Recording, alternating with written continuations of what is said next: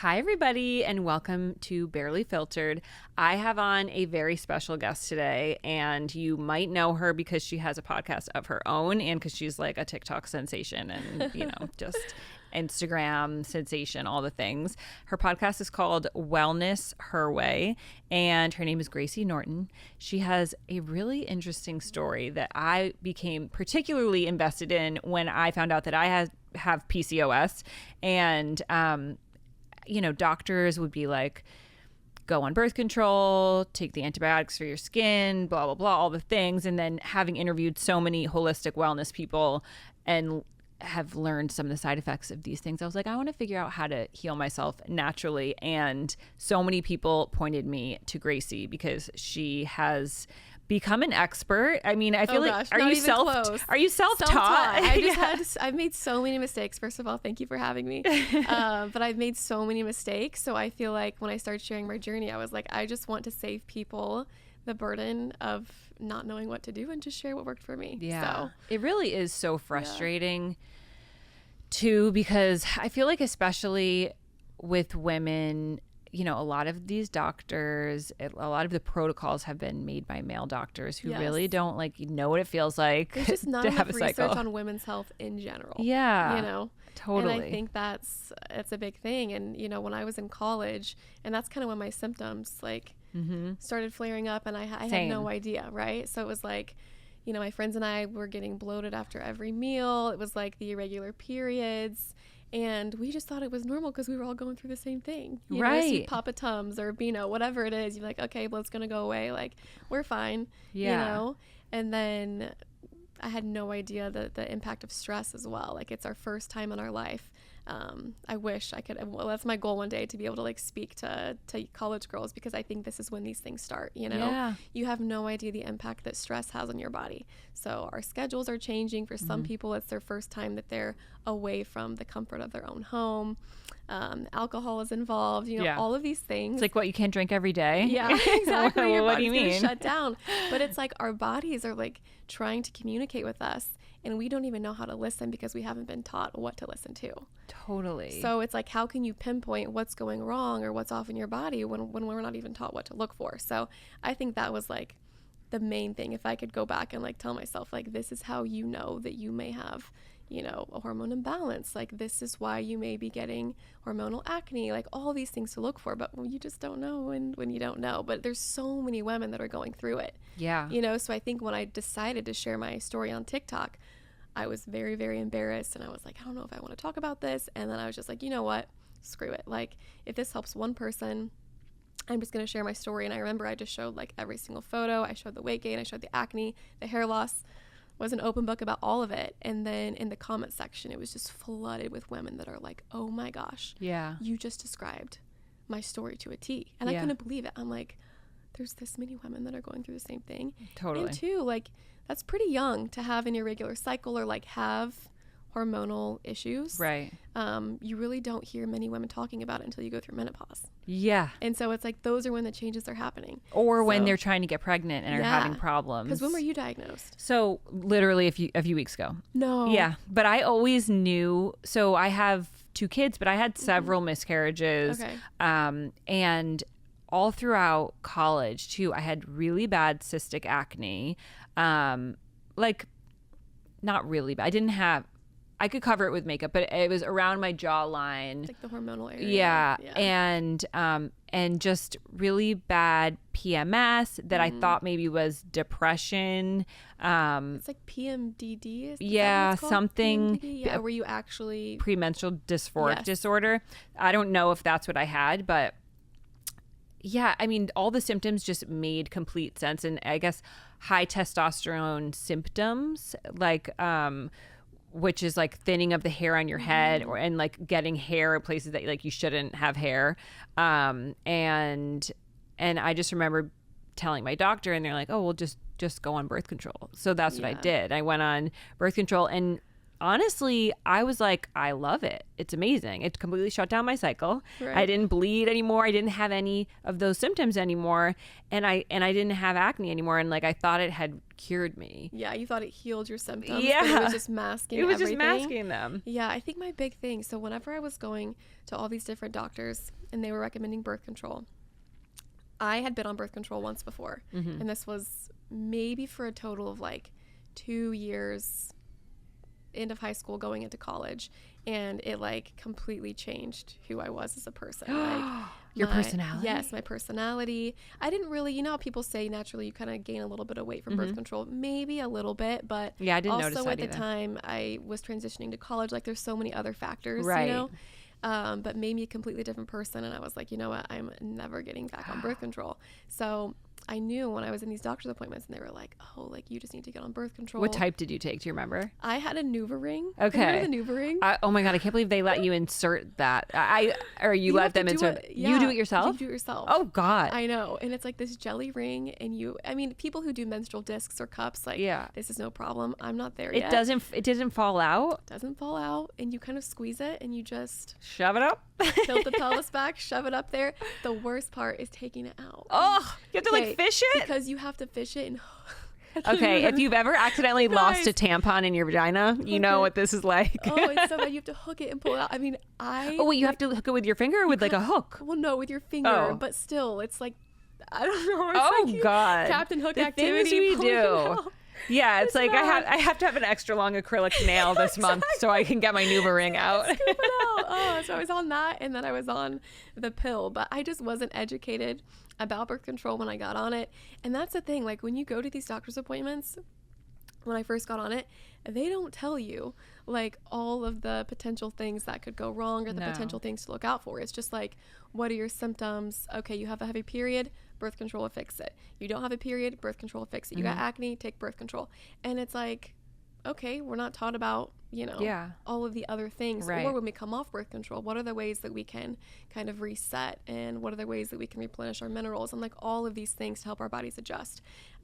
So yeah, I didn't have a good experience with birth control, knew that I didn't want to get back on it, but it seemed to be this solution that every single doctor wanted to put me on for PCOS. So that was kind of a blessing in disguise for you that these symptoms were so overt, because I didn't have any symptoms. I was on low estrin, which the name kind of, it's like, oh, well, it's low. It's, you know, it can't be can't, basically nothing. It's basically like, you know, just a vitamin. Yeah.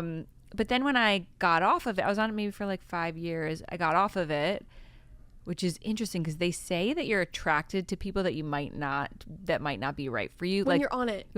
Oh my gosh. Yeah. Yes. I had a biohacker on my podcast, and she was telling me all about this, not to derail you, but yeah, no. They did this test with like with strippers too. Oh. And the strippers that were like on birth control versus the ones that were off, like men were more attracted to the ones that were off or on? That were off, but they just got higher tips because I think they were more in tune. You know what I mean? But you're right. It changes your brain chemistry. Yeah. And the way that you pick men. Yeah. Well, I picked my ex-husband during that time. I don't know if it... He on the X. They say that you kind of go for more feminine men. Yeah. I don't know. He was not feminine at all. So maybe this is not a link, but when I got off of birth control to try to get pregnant, I had a series of miscarriages, you know, all of my... Well, the thing is, it's like then I ended up getting pregnant, and it stuck. And when you're pregnant, your hormones are so different that like I didn't have the same symptoms that I normally would have, like same PCOS type symptoms, because I was pregnant.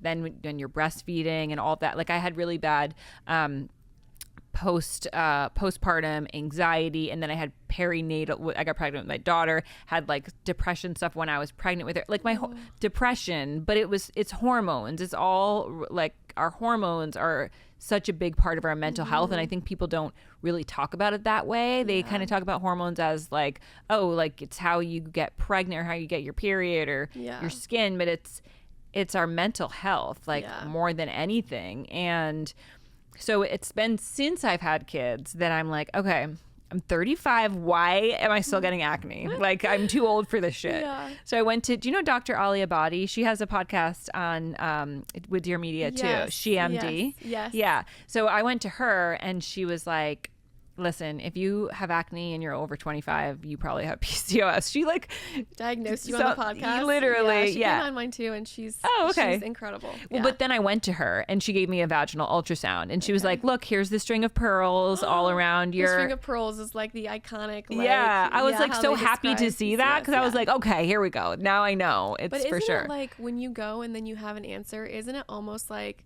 such a relief, because you're like, okay, I'm not crazy, or like all the people that are telling you like, oh, it's depression, it's this, it's that. It's like there's an answer. There's a reason that you're feeling this way. Totally. Yeah. It was very satisfying to get that answer.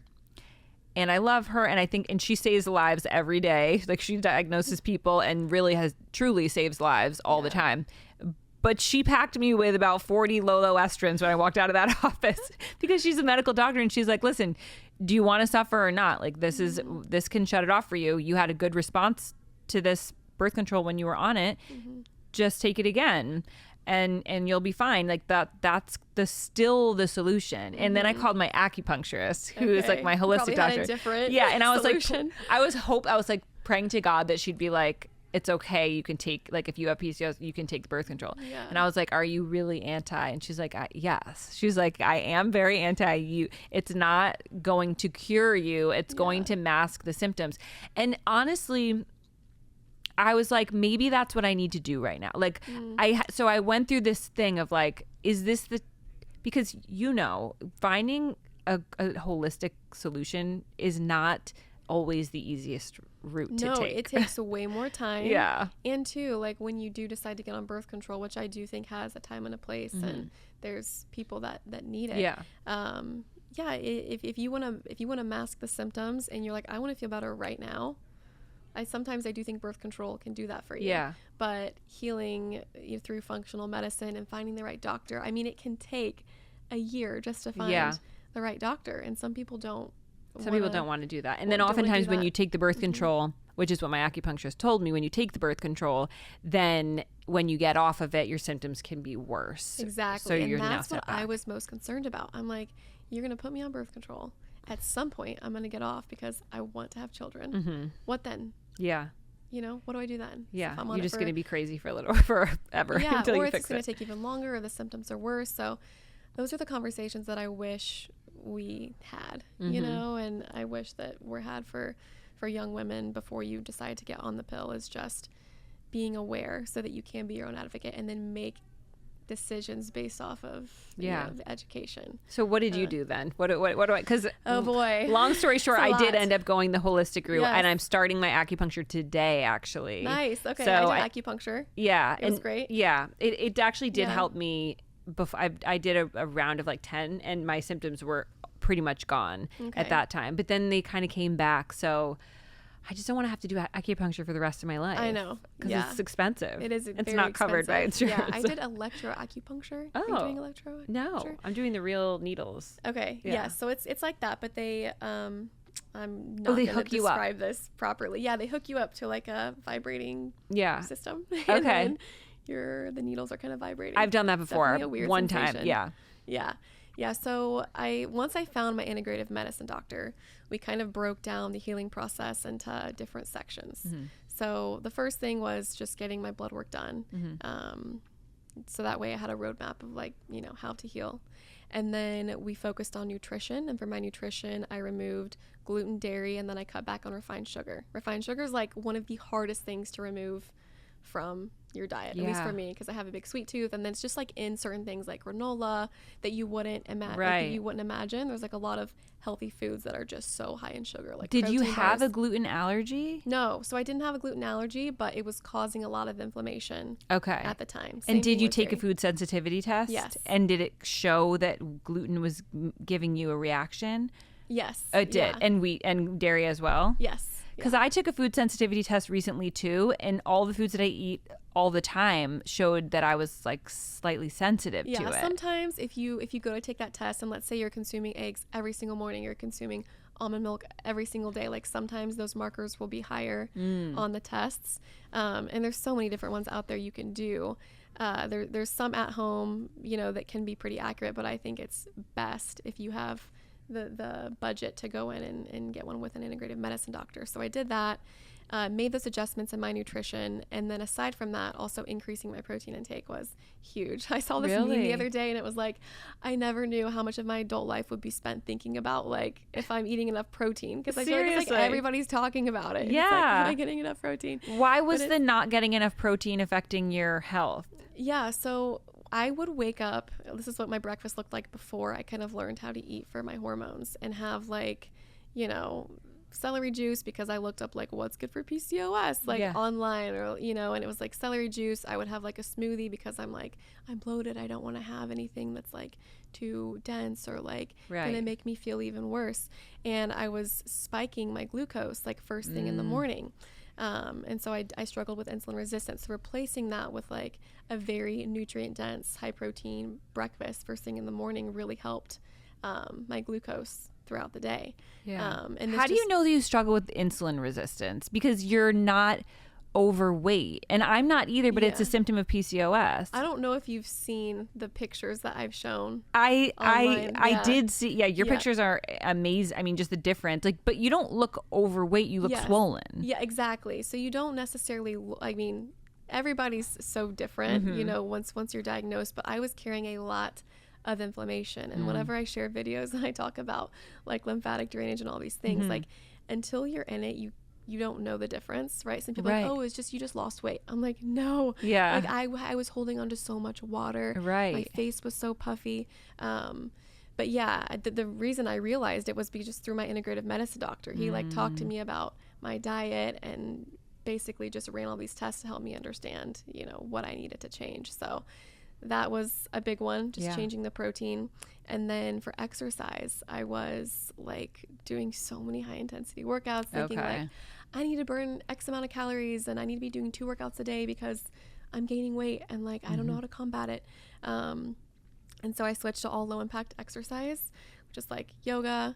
I love hot yoga classes. Me too. And then walking. Walking is like one of the most underrated forms. It really is. Of exercise. I just talked about this yesterday when I was filming, and it's like if you walk, I was listening to a Huberman podcast. Me too. I know exactly the one. Yes. Yeah. And she was like, if you walk after your meals, you decrease your glucose response. I think it was like by 30 or 35%. Yeah. Don't quote me. It was like you really reduce the glucose. Have you ever had the glucose goddess on? No, but I'm dying to. She's so fun, and she talks all about that. Yes. It's amazing. It really is amazing. Huberman also talks about how walking, like the tracking that you do with your eyes when you walk, is really good for your mental health. Okay. Yeah, because he's an ophthalmologist. All around. Yeah.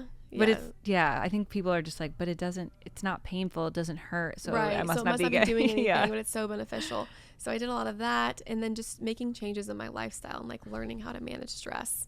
And this kind of goes back to what I was talking to earlier, but like when you live in a constant state of fight or flight, you don't know how to pinpoint like what's going to help you like calm down or regulate your nervous system. And I think like more and more now, like one of the best things you can have in health and wellness or your wellness journey is know how to have a regulated nervous system. Yeah. You know. So how? There's so many different things that you can do, but I think one thing that you can do right now that's free is breath work. Yeah. And people get confused because they're like, oh, there's so many apps out there, which there are. There's one that I love. It's called Open. You can use Open, but you don't even need an app. I was talking to a sleep expert just the other day, and he was like, as long as your exhale is longer than your inhale, you're good to go. You're good. So just know that. And you can do like 2 or 3 breaths. It doesn't have to be anything crazy. I'll do it when I'm walking to Publix or when I'm cooking. Like, it's not this thing where you have to like sit down and be like, okay, now I'm doing breath work. Because I've done the breath work that like makes your hands turn. Have you ever done that? I mean, that make you like, it is. And you're high. People, like when they think of breath work, they see that and they're like, oh my God, like, that's freaky, or like I'm gonna do it wrong. Right. So like it's very simple. It's the easiest way to regulate your nervous system, like in any given moment. Your body has no other option but to calm down. So I love breath work. I also love magnesium. It was one of the most beneficial supplements. I saw you drink something that looks like red wine, but it's not red wine. It's not red wine, yeah. What is it? So I drink Nite Nectar, which is a supplement that I actually developed. Okay. And in the past, I was making Sleepy Girl mocktails. Yes, with that's what I know. Magnesium and tart cherry juice and like a prebiotic soda. And it's just nice to have something to like wind down with. And for girls who like, you know, like your little beverage, it's just like cute. You can put it in a wine glass and sip on it. But what I realized over time is, you know, that tart cherry juice, one, there's not a lot of servings in the jar. And then two, it's pretty high in sugar, which it's definitely a better alternative than drinking like a glass of wine. Right. And you need to have balance and all that good stuff. But if you're drinking it every single night, sugar is not the best thing to have before bed for your sleep. So I was like, I'm enjoying this, but it's not super convenient. How can I make it more convenient? And also, how can I make it sugar-free? So I decided to combine 2 forms of magnesium, high dosage of L-theanine, and then tart cherry powder. Okay, so you're getting the higher concentration of the tart. Yeah, and you can travel with it. Like I brought it with me last night, shake it up in my little water bottle. Like you don't need a frother. If you have a cap on, you can just shake it up and you're good to go. But it's one of the best things that's like regulated my sleep, helped regulate my nervous system. It also can help with muscle recovery, and I just think it's like the ultimate supplement for PCOS. And I love that it's not another like pill to take, because I take so many. I have like L-theanine in a pill and all the magnesium, and it's just sometimes I'm like, oh my god, all these cellulose capsules, like, are those bad for me? Because I take like 20 every day. Yeah, exactly. Yeah, but I think stress is such a huge one, you know, and there's so many different ways you can go about it, but you have to stop and take a second. Or if you have like an Oura ring, so you can like track your stress throughout the day, so you have a marker, right? You know, so you're not wasting money on supplements or whatever, and you can see like, what is my sleep like? Am I taking a single deep breath throughout the day? Right. Like, when am I the most activated and the most stressed? I lost my Oura ring I gotta look for it, but I remember I loved it. I was obsessed with it for a while. Does it actually track your stress when you're not sleeping too, like during the day? It tracks your daily stress. So like, let's say you had like a recording and you were like you're stressed about it. It would show like your spike throughout the day, and it would be like, okay, well now I know before I need to take a few deep breaths, or like I'm gonna take a second to myself. So it just helps you understand your body better to know when to put these things into place. And then the other thing is just having a good wind down routine, so you can focus on sleep. Sleep is like the best thing you can do for your health. It's like the only section of your health that like falls into every other facet. Right. So like, you're not going to get as good results from your workouts. You're not going to show up better, you know, for yourself or for other people. You're going to have a lot of fatigue. Like, it just drips into every other aspect of your health. So dialing in a good sleep routine, I think, is key for women that have hormone imbalance. Yeah, that's true. And I think we don't really realize the kind of sleep sometimes where your body might feel restored, but your brain is not restored. Right. And it's hard to pinpoint, because you don't, all of these things, you have to be pretty self-aware. Yes. And you can't be self-aware if you're in fight or flight. Exactly. So it's so hard. Do you have like a wind down routine that you I scream at my kids and then I make them take a bath, and then I mean, I think there's a lot of excuses when you're a mother, I think, because, and also it's even celebrated, society celebrates kind of this martyrdom of putting yourself, second. And it's such a trick, because you can't be a good mom if you're not taking care of yourself. And I've fallen into a trap of like I still sleep with my kids. And your kids are so cute, by the way. I was on your Instagram. I'm like, these are the cutest kids ever. They're pretty cute, except when they're kicking you all night long. But I just think it's a choice at the end of the day of like what you want, what priority you want to put first. And I just listened to your episode with Corey with a K, the one, the Jamaican guy who... Oh, Corey Rowe. Yeah. He's incredible. Yeah. And one of the things he said that I just thought was so true, and maybe you said it, but it was just like, it seems so daunting, but that 100th step is contingent on the first step. Exactly. You know? Yeah.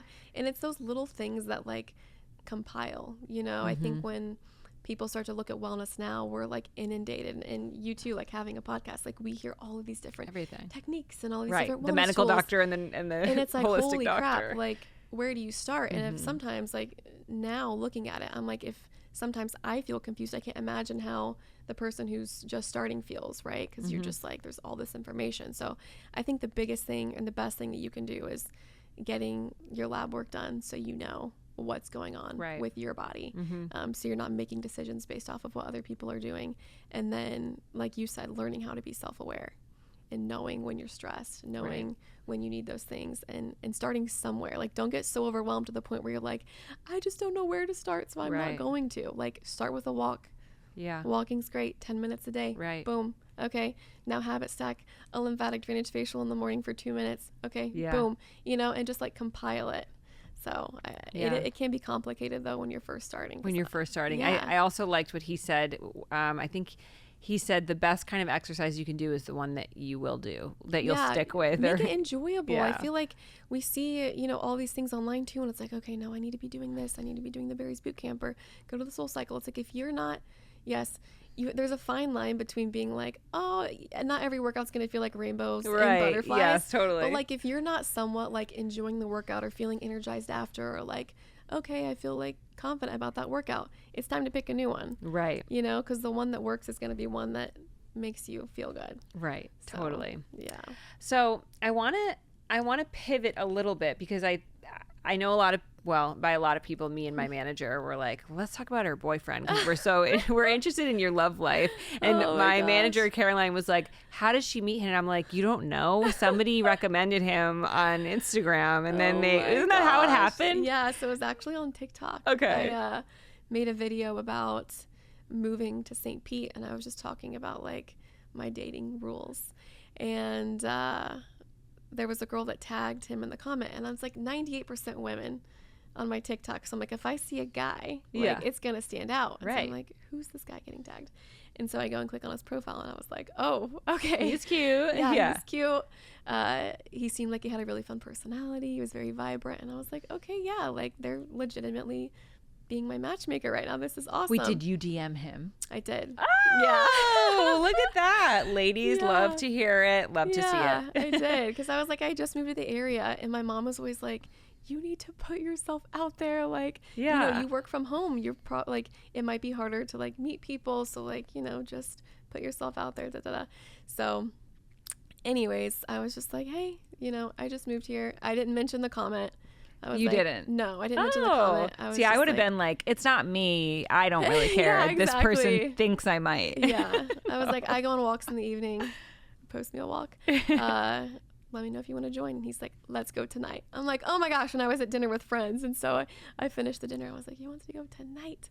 And so then like, we went. I didn't mean tonight. I meant another day. Exactly. So then we went that night. We walked like 6 or 7 miles or something crazy like that. Still our longest walk to date. Yeah.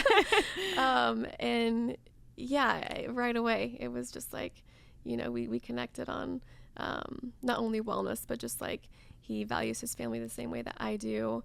He was a very optimistic and happy person, and I just, fell in love with his personality. And then after that, it was like, come over for red light therapy, and then we're going to have a sauna session, and So we just started, like, we never stopped hanging out after that first date. Oh, that's such a cute story. And Yeah. because he's so into wellness, too. Was he kind of like a TikToker, too? Or Funny story. He was actually on Vine. He was doing like shirtless God, dancing, like Magic Mike style of content on Vine, which is hilarious. So funny. I had no idea, but then people, once we started posting together, people were like, is that Joey from Vine? I'm like, Joey from Vine? You're like, are you Joey from Vine? Who are you anyway? Yeah, exactly. And then his brother showed me some of the videos, and I lost it, but no, he's definitely transitioned his content. He's a pilot. That's his main job, but he does social media like part-time and fitness content and all that because good he stuff. seems like he's really into his fitness. Very into his fitness. He's very dialed in, very into strength training. He is extremely consistent. I think it's great to have a partner that aligns with you in those areas because it just makes it easier, it makes it more fun, and then a lot of your social activities kind of evolve around. Can be based around that. Sometimes I feel like I'm scared to date somebody who's too healthy, just in case like I want to take a break and I don't want to. I don't know. Yes. Okay. So before we started dating, I was like, oh my gosh, he probably wakes up at 4 a.m. Yeah. He probably never has a burger or ice cream or like any of this stuff. And I was so relieved when I was like, he found out he had balance. Like, he's you wouldn't human. look at him and think that he eats like pizza or anything, but he definitely does. So it's really nice. And we both we rarely drink alcohol. We'll drink like maybe once every like 3 to 4 months. Months? Yeah. Oh, wow. That's really good. Yeah. So that's also really nice. Like our idea of fun is the same. And I think that's, you know, has that always been like that for you? Have you always been pretty moderate in the like partying space? Yeah. So when I was in college, you know, we would go out and I would kind of drink like here or there, but I've never been somebody that's really enjoyed drinking a lot of alcohol. I just don't like the way it makes me feel, and it would give me nobody really does. You just have to stick with it, and then you get addicted. You get addicted. Just, like the anxiety the next day, like it was never a time where I was like, oh yeah, I'm glad I did that last night, you know. 100%. So and then when I was diagnosed with PCOS, and I wasn't really drinking alcohol that much anyways, but he's like, alcohol's got to go all the way, because I had Candida overgrowth too, which is like a whole nother conversation with my gut health. And so he's like, you know, it feeds on alcohol, yeast, like all these things. If you want to heal, I mean, alcohol is poison. So it's just one thing that you can remove. It's not doing anything good for your body, and it's just kind of a no-brainer.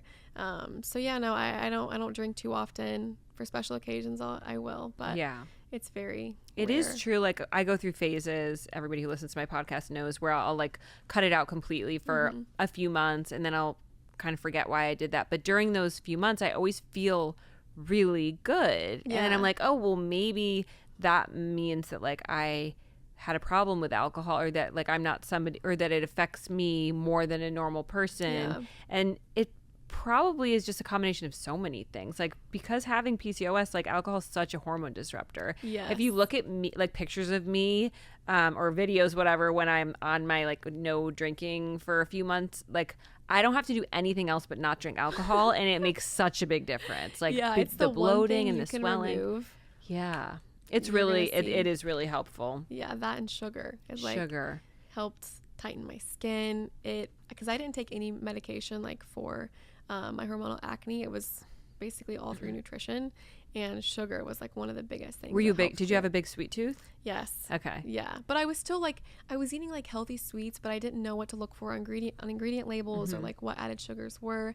And so once I like really started paying attention to it, I mean, within like 2 weeks of reducing my intake of refined sugar, like I started to feel a difference. It was quick. Because the things like gluten and dairy, you know, because I wasn't like allergic, you know, I was just kind of sensitive to it. You can't really tell a difference right away. Okay. But at least for me, the sugar was one of those things where it was like right boom, away. Like, whoa, like I've got more energy. I'm sleeping better. My skin's looking better.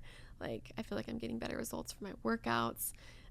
It impacted everything. Wow. Yeah. Do you feel like you have to cut out 100% gluten and dairy? Like my food sensitivity test also said dairy and gluten. I feel like most people's do, honestly. But so can you have like none of it, or can you put like a little milk in your coffee in the morning? Yeah. So, I mean, I was pretty like, I had tunnel vision. I was like, I'm sticking to this. I want to heal. I don't want to feel this way anymore. But now I've added everything back in. I have everything now. You do? Oh, yeah. I have dairy. I have gluten. Okay, that makes me feel like maybe you were never allergic to any of it. No, so I was never allergic. I was just kind of sensitive at the time. And I also had leaky gut. So my gut lining wasn't very strong, and like all these food particles were like seeping through, and that was causing inflammation. So like it's kind of a no-brainer to remove like the dairy and gluten that's causing while you're healing. Exactly. And did you use glutamine to fix your gut lining? So I did L-glutamine powder, and then I love bone broth. Are you drinking bone broth? Yeah, I make bone broth. I love bone broth too.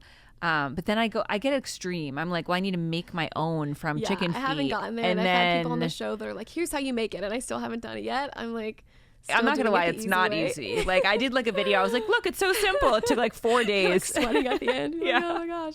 No, so I'll do that, and then for my candida, I did like candida. It was Bactin, AR, BR, and then liquid biocidin, and that was just like. What are those supplements? I don't know. Yeah, they're just natural supplements that were recommended by my integrative medicine doctor. Okay. But like your gut also, and we were talking about this earlier, is so connected to your mental health and. You know, it's crazy how connected. It really is. Yeah. It really is. And I never had like bloating issues, or like you hear a lot of women lately being like, oh, I have diarrhea or constipated, that sort of thing. Like I never had those sorts of issues. So I was like, oh, I don't have gut problems. But sometimes the symptoms are in your head. Like literally just they manifest not in your gut. It's so confusing. It is confusing. Yeah. I will say one of the best parts though about my healing journey is the fact that like now I can have everything in moderation. Right. You know, because it's like when I first started making these changes, it was a lot. And I'm like, I don't want to have to do this for life. Like I'm such a foodie. And when I travel, I want to be able to enjoy everything and not be like, oh my gosh, I can't you have make this. amazing food. Yeah, so just like learning how to make meals like delicious at home and how to make them nutrient dense and making sure that you have your healthy fats and, you know, your complex carbs and a really good protein source, like all of these things. Once you learn how to do it, it kind of becomes second nature. Yeah. What's your go-to protein source? I love steak. I'll eat red meat first thing in the morning. Really? Like, eggs are the one thing. I'll have them in baked goods, but like I don't have eggs for breakfast. You don't? So my breakfast is so weird. Is that because you had the egg so I removed them. It's like the one thing that just doesn't taste as good to me anymore. So it's more of like a taste thing. But it was one of my highest sensitivities. It's just the one thing that I haven't added. Like interesting. Maybe it's your body just kind of being like, we don't really like this. Yeah, exactly. Yeah. So I'll have like red meat first in the morning. I love ribeye steak. I love ground beef. Oh my God. Ground beef first thing in the morning and ribeye steak. Wow. There's like this whole movement of like little hot biddies eating their steak all day long. And I'm here for it. You've seen it where they lay them out and it's like the steak and the avocado and the on the chopping board. Oh my God. No. I mean, that sounds really good. Yeah. I'll also do like tuna salad in the morning. Tuna salad. Okay. Yeah. In the morning. Yeah. That is vile to me, but if it works for you, you look great. I don't like canned. I don't know. I can't really do tuna, which is good because I have mercury poisoning. That was the other thing. Did you do a heavy metals test? I didn't. I didn't do heavy metals. Yeah, heavy metals test is interesting because we all kind of have heavy metals, but the way it manifests can look like some other things, like brain fog and all of that. Okay, well, I'm not done with the relationship questions yet because I feel like it's not lost on me that once you became clear about your mind and your body and kind of got aligned with all of this, then your person showed up for you. Yes. Which is so crazy. It's like, but it's not. It kind of makes so much sense. Did you have relationship problems when you were when you weren't sure about your health? Yeah, I think anytime you're struggling with your health, because I was in a relationship prior to meeting Joey, and it was a little over just about 4 years. So it was like a long-term relationship, and I was still kind of healing through it. And he was very supportive, very nice. But internally, when you like have these struggles that you don't feel like are solved yet, or like you're not seeing progress, like it can seep into aspects of the relationship. But I think, for the most part, I tried to just be like super confident in the fact that like putting in the work and like knowing that what I was doing was eventually going to like pay off and not focus too much on like letting my symptoms create issues in the relationship. But I think anytime you feel like you're not your best self or 100%, you're not as confident, and it's going to change the way you interact in a relationship. Totally. Yeah. But I think, with Joey, it's great because yes, like I do feel great and my health has improved so much, but I don't think that's like the sole reason of why, like, my last relationship didn't work or this one's better. But it can 100% impact a relationship if you don't have a partner that's supportive or you don't have a partner that understands. Like if my previous boyfriend was like, oh, like you have PCOS, you have to make these changes, like it's so inconvenient that we have to like look at the menu beforehand, or it's so like we can't drink now, what do you mean? Like I just wouldn't pick a man that would do that, totally. I feel like dating too, it is kind of hard to not drink. That's like, especially when you first meet somebody, but like I literally don't give a shit. No, you don't. You can't. You have to choose yourself. I'm like, no, I'm not having a drink. Yeah. Oh, you're not? No. You're like, are you gonna be okay? Yeah. Like, oh my gosh. You just have to not care. Same thing with friends. Like my friendships kind of evolved and changed a little bit because, you feel the pressures, and it's like when you aren't the one drinking. And I think one of my friends kind of helped me have a different perspective of it. It's like they just want you to have fun the same way that they're having fun. Yeah. And so it's like when you're not having a drink, it's like, oh, but like we want to all have fun together. And it's like you don't understand, like I'm going to have more fun knowing that I'm not drinking and I'm not going to feel like crap tomorrow, or knowing that I'm not drinking and like it's not going to fluctuate my symptoms. Like it allows me to be so much more present. And so when you can have friends or a partner that like understands that it's good. But when you're first meeting somebody in the dating world, I can see how it's hard. How it can be a little bit hard. But still, exactly. It's true. Anybody who's for you will not care. Yeah, anybody in your circle who actually cares about you and is supporting your journey or wellness or whatever change you're trying to make, like, they're not going to make you feel bad about it. And if they do, then screw them. Hasta la vista. Okay, let's talk a little bit about your routines, because I feel like you are kind of known for these wild routines, like your morning routine. I love my routines. Yes, and then like like your favorite beauty routine. Tell us about that. Yeah, so mornings are one of my favorite parts of the day. I feel like. What time do you wake up? Not super early, like 7:45 right now. Okay. 7:30, 7:45. And I like to tongue scrape. Tongue scrape. Right Do away. I need to get into that? I have Yes, you don't have a tongue scraper? I have one. I just don't really use it. it. I just use my toothbrush. Okay, no. No, it's not doing it? No. We need to get you What's it really doing for me? A steel tongue scraper. I have a steel tongue scraper. Okay. Yeah. I'll find it. I'll dust it off. I had my Rebecca Faria, who's a lymphatic specialist, on the podcast, and she was talking about the importance of tongue scraping. Oh. So at night, this is what she told me, our liver is detoxifying, and some of those toxins end up on our tongue, right? So if we wake up in the morning and we start drinking water, or we don't get rid of those toxins, we're basically ingesting them. Okay. So you're already like kind of. Well, now I have a new reason, because I thought it was just for good breath, and I was like, I don't care. I mean, yes, there's so many benefits for your oral health, but it does have a lot of benefits for digestion too. Interesting. So it's basically a really nice way to detoxify. And some people think it's BS. Some people love it. You know, it all depends on the person. So I'll do that. I will floss, brush my teeth. I think oral care is important because she has great teeth. Oh, thank you. But that's where digestion starts. Like, a lot of people think digestion's just your stomach, but you have to like really make sure you're taking care of your oral health. Yeah. So oral care first, and then sometimes I'll do my skincare. I'll just like do my lymphatic drainage massage. It takes 2 minutes. Does it? You can't do it now because you mess up your makeup, right? Yeah, but I can show you right now. Okay. Show me. So you just open your lymph nodes and you're just going to like massage them and tap like. Do you have to do it this way? No, you don't. You can do it this way. It's just habit. That's how Actually, I do it. I kind of like it this way better. It feels better. Like, yes, it's very cute. Okay, so open this way. And then you will open right in front of your ears, and you kind of just like let your finger roll like this. You're going to press 5 times. Okay?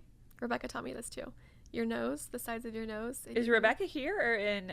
She's in LA. You need to talk to her. Yeah, I know her. So my best friend is a lymphatic specialist. She knows Rebecca. Is Amazing. Rebecca Brazilian too? Yes. Yeah, I think my sister knows her. Amazing. Okay, and then here 5 times. Oh, this is a lymph node? Yes, the inner corner of the eye. Okay, and then after your lymph nodes are open, you're gonna glide your hand down your neck like this, and this is all with face oil. So you'll go down. You do 15 reps of each motion. So down. And then you're going to take your fingers in a scissor-like motion like this. Okay. And you're going to sculpt the jaw down here. The jowl is right. The jowl is right. You're right. You're going to sweep this way, just like that, 15 times. Okay. And then the cheek sweep. So you're going to take your hands, and you can do one at a time or both. Do you use a gua sha or just your No, this is literally all fingers. I think this gives you way better results than gua sha. Interesting. Yeah. One of the craziest things that I saw Lauren Bostic did, she was like, you don't need an eye surgery. All you need to do is go like crazy this. facial, like she's pulling your eye. When I did that, like my eyes really did open so much, and then I was a believer because there's so much truth in it. There really is. Yeah. Okay. Yeah. So I'll do my lymphatic massage. It takes 2 minutes. You don't need any fancy tools. I also like microcurrent devices. You have the New Face. I have a lot. So I have the New Face. I have one from BT Sculpt, and then I have the Zip Halo. Okay. I like the Zip Halo. Are they all full face ones, or are they the little eye one? Full face. Full face. Okay. Yeah. And again, like I think you can get good results with lymphatic drainage, so it's not a must. Right. But I need loving those. Use my New Face more. It's kind of broken. It's so expensive. They're so expensive. They are, and it's like unless you're going to use them like at least 4 times a week, I don't think it's worth the investment. But are they all expensive? All the ones that you have, or can you recommend? All of them are pretty expensive. A couple hundred at least, right? A couple hundred. I think the New Faces are like 500 or something. Yeah, all of them are pretty expensive. Yeah. So I'll sometimes do that, and then for skincare, I keep it pretty simple. I'll do like vitamin C, sunscreen, sometimes like a prebiotic skin mist, and then who makes the prebiotic skin mist? Akasha. Okay. Akasha Superfoods. Because Allies of Skin has one too that I've been liking. Like the prebiotic. Probiotics now is like all the rage in skincare, which makes sense. You have your microbiome of your skin. Yeah, so I'll do that, and then morning sunlight always. I'll like take my bone broth or my tea outside and drink it. Of course you don't drink coffee. This is No, killing me over here. No, I do. I'll have coffee from time to time, but like I try. I'm not giving up my coffee. No, and that's like the thing. If it brings you joy and that's your thing, like keep it in your thing. And then recently, I just started adding this into my morning routine: rebounding. Have you heard of rebounding? Just where you jump up and down on like a mini trampoline. Yeah. You haven't had kids yet. Pop out a few kids. You will not want to jump on a trampoline. No, I can do it now, but like jumping on a trampoline was not possible for a little while because like after you give birth and your pelvic floor is so, it's like that hammock. This is so, I don't have any guys listening to this anyway, so it doesn't matter, but the pelvic floor really like it's rebounding is actually so good for your pelvic floor because you have to pull it all in so you don't pee yourself or like, you know, everything falls out. It's like, think about like if you have a tampon in and if your tampon ever is like sliding out, like that feeling of being like suck it back in. Like, it's like I don't have the right grip. Yeah, exactly. It's like that. It's really hot. So so that's I had a C-section with my second, and like honestly I wish I had a C-section with my first because it was just like the recovery from vaginal delivery was just so much harder, but that's a whole other episode. I'm gonna have to talk to you when the time comes because it does make me nervous. And one of the comments I saw on my rebounding video was like, oh honey, like just wait till you have kids, like you aren't gonna be able to hop around on the trampoline. You might be. It depends on like, I do think that if your baby's head is a certain size, like they should just let you have a C-section. My son's head was like in the 99th percentile, and it was a really fast labor. So you just, you know, and also I use an epidural. They do say if you have more of a natural birth, then I probably wouldn't have had him so quickly because I would have been able to feel it more and give my body more time to open up. But because I didn't, I like was sitting on like I was sitting on like a special seat for like months after him. Everything's okay now though because he came out so fast, and it just kind of like everything becomes everything opens and then you have to like get stitched up, and it's never like really quite the same. But jumping on a trampoline can be hard after giving a vaginal delivery. But rebounding is a great, because you can control it too. You don't need to like do the crazy. You don't have to do anything crazy. Yeah, but it is a lymphatic. Yeah, it's one of the best lymphatic. ways What would you call it? To like detoxify or open your lymphatic pathways, and then they also say it's like, I can't remember the statistic. Like NASA did a study on how effective it is compared to jogging, and it's something like 10 minutes of, don't quote me on this, it's something close to this. 10 minutes of rebounding is like equivalent to the same workout you would get from like 30 minutes of jogging, which is crazy. That is crazy. Because a lot of people think that jogging is like the ultimate form of cardio. So it's kind of nice if you can jump up and down. It's way more fun. It is way more fun. I have a giant trampoline in my yard actually, and my kids love it. My mind is also like, why is NASA doing that study? Shouldn't they be like trying to get aliens off of Mars? So like when they have like what happens to your body with the gravity? I guess it's important. Yeah, I won't tell them how to do their job. But also the thing, like you have pretty big boobs. Jumping on a trampoline kind of like, don't you always feel like you have? Yeah, you gotta lock them in. You do. Yeah, same thing. Like when I was training for my marathon, this was the craziest thing, and I didn't talk about this yet on my podcast, but like my body felt fine because a lot of people will say like if you have hormone imbalance or PCOS, like, you know, you don't want to run, and I didn't for the longest time. They say not to run? Yes. And I didn't for the longest time because I was focusing on mostly low impact, and running is very high impact on your body. So I was like, you know what? I'm ready for like something new. I wanted to like achieve the goal of just doing a half marathon. It was on my list for the year. And so I was like, I'm going to do it. I'm going to train. We'll see how my body feels. And if it doesn't respond well, I'll adjust. But the one thing I noticed, like I didn't really have any inflammation, didn't affect my energy. Like I was like, okay, good. My body's like taking to it well. I lost my boobs. Like you did? Boobs, they like disappeared for like 2 to 3 months, and then they came back. It's crazy. Probably just the fat, like because you lost weight, right? Maybe, I don't know. Yeah. It was very interesting. That was like the one thing that made my boobs kind of fluctuate. Yeah. Out of nowhere. I think sometimes, like for women, a lot of times boobs is the first place you see it go, and that probably showed you that you didn't have a lot of excess fat in other places. If like that was so you have good proportions, I guess. Yeah, I don't know about that, but I was like, whoa, they disappeared. Yeah. And now we're back. We're good. Yeah. Oh, well, that's great. Did you do the half marathon? I did. Oh, nice. Yeah, congratulations. Would you do it again? I would do one more half marathon and like really go for time. But I have no desire to do a full marathon. No. Yeah, I don't know. It just feels so hard to me. I'm surprised that you wanted to do that with like the recommendations for PCOS workouts. Is that? Yeah. Well, I just like, sometimes when you like when I was diagnosed, I'm like, I'm not going to let this like control, my life or, what I want to do. And I think because I'd had control of my symptoms for quite a few years, I'm like, okay, I'm just going to try this out and see, I don't want to like live in fear of like, oh, but I can't run this. It's going to, set me back. And the second I started running, I was like, if I notice anything, I'll just stop. But no, I was all good. And it was really fun. I did it in St. Pete and Joey paced me, which was good. He's like an insane runner. So he was like, all right, negative splits from here on out. I'm like, what are negative splits? He's like, what are negative splits? Yeah, just okay. go faster. Oh, wait, so he ran with you? Yeah. Oh my gosh. It was so fun. It was so when was this? This was back in February. Oh, okay. Yeah. Oh my God, how fun. It was good. Yeah, it was a lot of fun. But yeah, if people like want to introduce running, I would just say like take it slow. But if you've just been diagnosed and you have a lot of inflammation, I just don't think it's the best exercise. Right. Okay, that's good. So you can kind of, once you heal the symptoms, you can gradually start. Yeah, and pick back up the intensity because like now too, I do a lot of strength training and I'm really focusing on that and like building more muscle and having a workout split and things like that. So I've moved kind of away from, and I'll do yoga from time to time, but that was like one of my main forms of exercise was like strictly hot yoga. Yeah. And walking. And like do you think hot yoga is too intense? No, I think hot yoga is very low impact. Okay. I think it's great. And for me, it was like just the feeling of sweating. It just felt like it was helping, See, I have melasma, which is also hormonally related. I'm interested to see like once I heal the PCOS, if that will go away, but the hot yoga will make it flare. Sometimes, but that came after I had kids too. It's interesting the symptoms that you get after you have kids because PCOS has almost like changed forms, but like the acne stuck around. Thank you for that. Is that the one thing that you still feel like you're dealing with is the acne?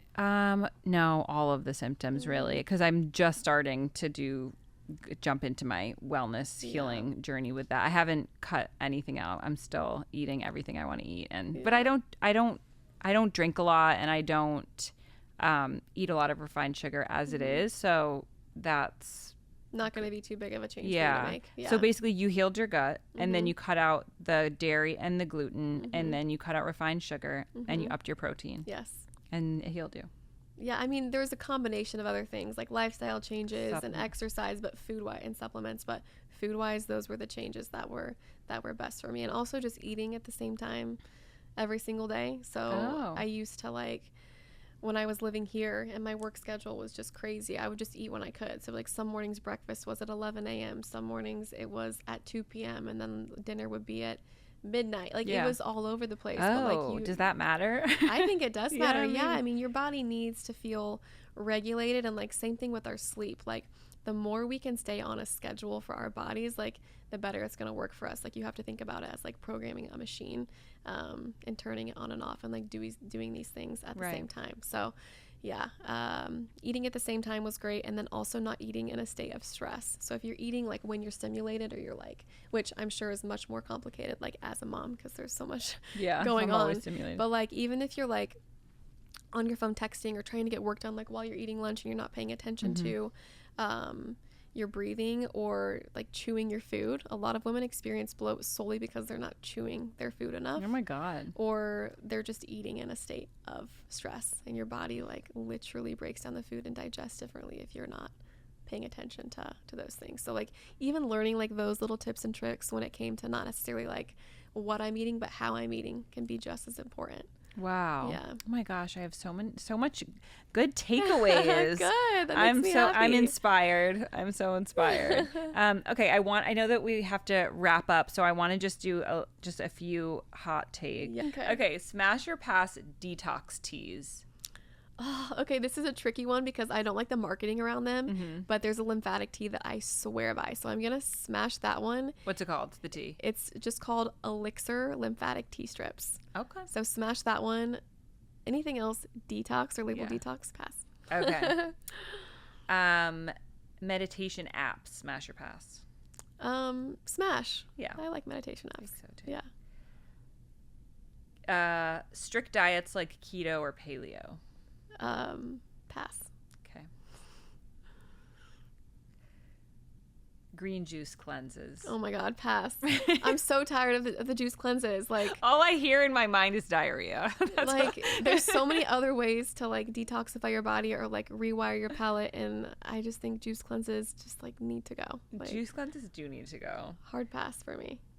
Okay. Biohacking trends like nootropics and cryotherapy. I don't know. I mean, if like warm therapy counts as biohacking, I'm gonna say smash, but like cold plunging every single day I don't think is great for women. Really? Especially like with our cycles. Yeah, like I think the womb space needs to be warm during certain times. Ooh, and that's very Chinese medicine of you. Yes. Thank you. I'm gonna say yes, smash sauna, but like pass. I mean, what are nootropics? Yeah, like alternatives to ADHD medication, like mushrooms. Oh, okay. And things like that. Yeah, I don't really care for that stuff. Yeah, you don't care for that. I know somebody said to me like, oh, I start every day with a cold plunge, and it makes my day, like the rest of my day, better every single time. I'm like, yeah, because your day can't get any worse. Yeah, exactly. After you've frozen yourself. That's the worst part. I will. We have a cold plunge on our balcony, and like I'll jump in if I lose a bet or something, or once every 2 months. Fun. But like, I'm not doing it every single day. Yeah. I need to get one. Which one do you have? It's just called the plunge. So it's like in the white tub. Is it expensive?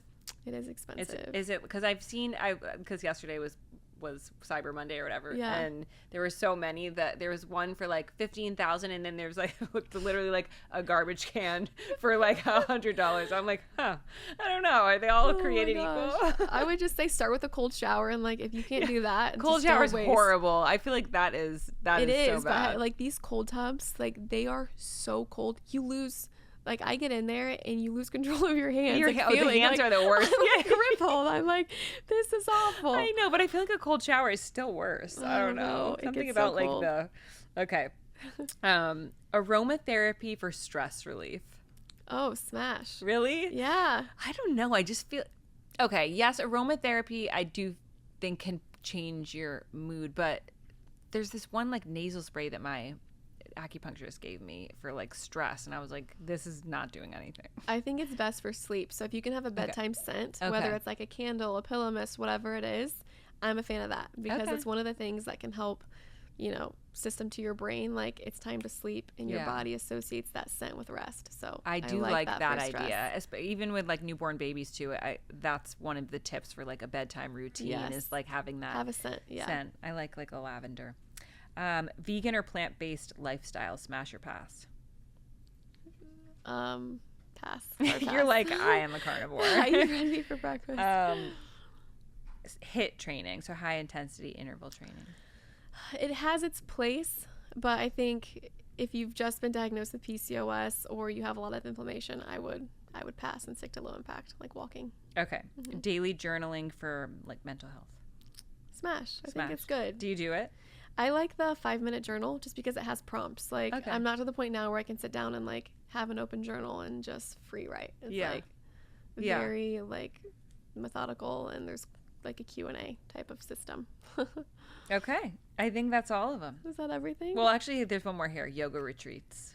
Oh, gosh. I've never been on one, so I don't feel like I can say smash, but I feel like sometimes people come back and they're like changed humans. So yes, you want you. I have to end the episode on this, even though it's like completely unrelated. But now I know 2 people whose partners have gone off to do like plant medicine at a yoga retreat and come back, packed their bags, and left them. Oh. So I was like, if you want to lose your partner, send them to do some plant medicine. I thought you were gonna say they came back, they were a changed man. Yeah, they didn't like him anymore. I was not expecting that. All right, well, where can everybody find you? And also tell us one more time about your new nighttime. Sorry, what's the Nite Nectar? Nite Nectar. Yes. Okay. Yes, you can follow me on TikTok and Instagram at Gracie_Norton. I also just started YouTube, where I'll share like all of my healthy meals and workouts, and you can kind of follow along there. It's just Gracie Norton.